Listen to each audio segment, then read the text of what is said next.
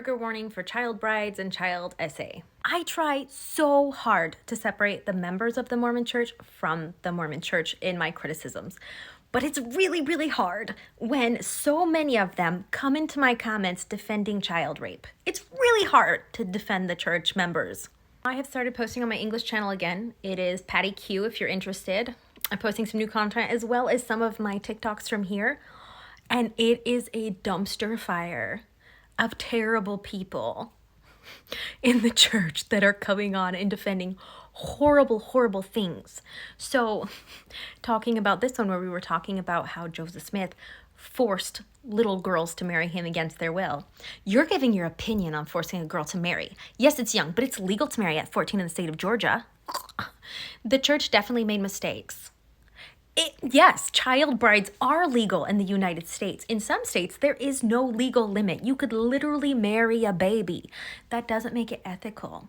But one guy I just blocked right out because he was like, I wish it was 2014 we could bully people again because you really deserve to be bullied for trying to say that child rape is a bad thing. Though maybe those little girls wanted to be raped. And I'm like, what on earth? He got blocked immediately. But these other comments I'm kind of leaving up because holy shit.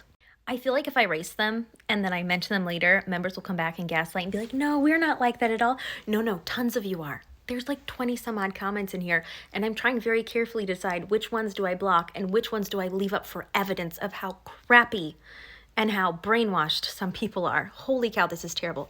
Okay, does it look like we're in the 17 to 1900s? Because we aren't, so get over it. People have changed. Like, it wasn't a bad thing back then because of the year. So forcing children into marriages against their will was fine because it was like, he doesn't even know what the date was. He was just kind of throwing out like 3 centuries worth of dates, just hoping one of them would stick. Oh my goodness. Once again, these people were a product of their time. People have obviously different morals and social norms. Okay, Becky, if that were true, Becky, then the church would be fine with gay marriage now because that's the social norm. The church would be fine with having an openly gay prophet. Are they going to do that?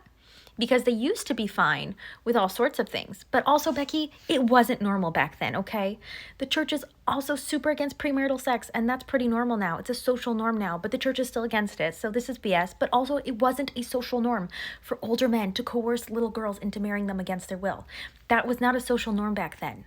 That was weird. That's why Joseph Smith was tarred and feathered, and everyone hated him.